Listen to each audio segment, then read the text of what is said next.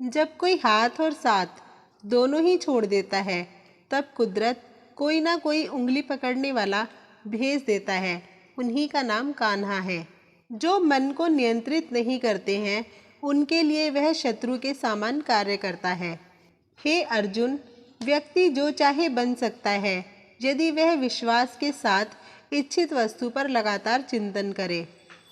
सिर्फ दुनिया के सामने जीतने वाला ही विजेता नहीं होता, बल्कि किन रिश्तों के सामने कब और कहाँ पर हारना है, यह जानने वाला भी विजेता होता है। जो लोग बुद्धि को छोड़कर भावनाओं में बह जाते हैं, उन्हें हर कोई मूर्ख बना सकता है। वक्त से पहले मिली चीज़ें अपना मूल्य खो देती हैं और वक्त के बाद मिली चीज़ें अपना महत्व। मनुष्य को अपने कर्मों के संभावित परिणामों से प्राप्त होने वाली विजय या पराजय, लाभ या हानि, प्रसन्नता या दुख इत्यादि के बारे में सोचकर चिंता से ग्रसित नहीं होना चाहिए। आत्मा पुराने शरीर को वैसे ही छोड़ देती है जैसे मनुष्य पुराने कपड़ों को उतारकर नए कपड़े धारण कर लेता है। जैसे जल में तैरती नाव को तूफान उसे अपने लक्ष्य से दूर ले जाता है, ठीक वैसे ही इंद्रिय सुख मनुष्य को गलत रास्ते की ओर ले जाता है। आपका विश्वास एक पर्वत को भी खिसका सकता है, लेकिन आपके मन का संदेह दूसरा पर्वत खड़ा कर सकता है।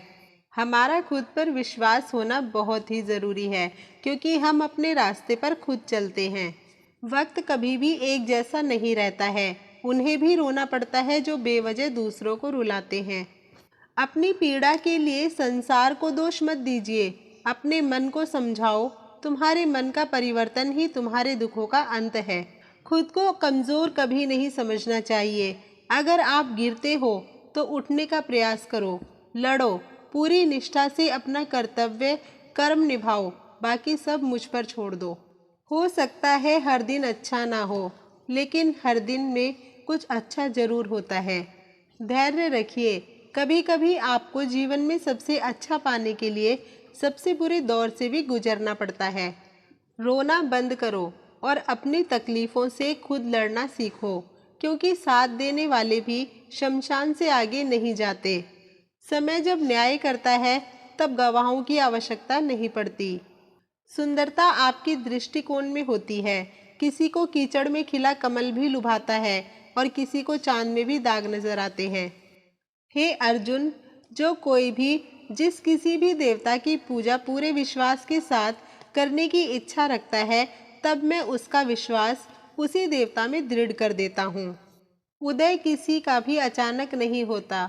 सूर्य भी धीरे धीरे निकलता है और ऊपर उठता है। धैर्य और तपस्या जिसमें है, वही संसार को प्रकाशित कर सकता है।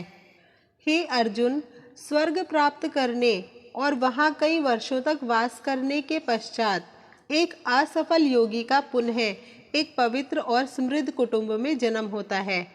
हे अर्जुन, जो व्यक्ति अपने समान सर्वत्र सम देखता है, चाहे वह दुख हो या सुख हो, वह परम योगी माना जाता है। प्रेम हो या प्रार्थना, ये तो मालूम नहीं, पर जो आपसे है किसी और से नहीं। अहंकार और संस्कार में फर्क है। अहंकार दूसरों को झुकाकर खुश होता है, संस्कार स्वयं झुककर खुश होता है। सेवा सबकी करो, मगर आशा किसी से मत रखो, क्योंकि सेवा का सही मूल्य ईश्वर ही दे सकते हैं।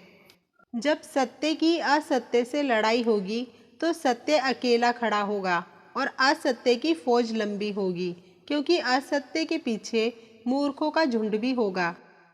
अकेले रहना तुम्हें यह भी सिखाता है कि वास्तव में तुम्हारे पास स्वयं के अलावा और कुछ भी नहीं।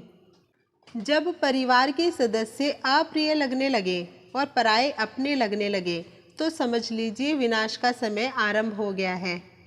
क्रोध आने पर चिल्लाने के लिए ताकत नहीं, मगर क्रोध आने पर चुप रहने के लिए खूब ताकत चाहिए होती है। जो आपका है वो आपको मिलकर ही रहेगा, फिर चाहे उसे छीनने के लिए पूरी कायनात एक हो जाए। दो प्रकार के व्यक्ति इस संसार में स्वर्ग से भी ऊपर स्थित होते हैं। एक वो जो शक्तिशाली होकर भी क्षमा कर देते हैं, और दूसरे वो जो दरिद्र होकर भी कुछ दान करते हैं। प्रेम शरीर या सुंदरता को देखकर नहीं होता, प्रेम हृदय से होता है। जहाँ दो हृदय मिल जाएं, वही प्रेम जन्म लेता है। किसी भी व्यक्ति को अच्छे से जाने बिना दूसरों की बातें सुनकर उसके प्रति कोई धारणा बना लेना मूर्खता है। अगर साफ नियत से मांगा जाए तो ईश्वर नसीब से बढ़कर देता है। जब भी विनाश होने का प्रारंभ होता है, शुरुआत वाणी के संयम खोने से होती है। जीवन में सब कुछ खत्म होने जैसा कुछ भी नहीं होता। हमेशा एक नई शुरुआत हमारा इंतजार कर रही होती है। जीवन में यदि खुश रहना है तो अधिक ध्यान उस चीज पर दें जो आपके पास है, उस पर नहीं जो दूसरों के पास है। उस दिन हमारी सारी परेशानियां खत्म हो जाएंगी, जिस दिन हमें यकीन हो जाएगा कि हमारा सारा काम ईश्वर की मर्जी से होता है। विपत्ति में धैर्य, वैभव में दया और संकट में सहनशीलता ही श्रेष्ठ व्यक्तियों के लक्षण हैं।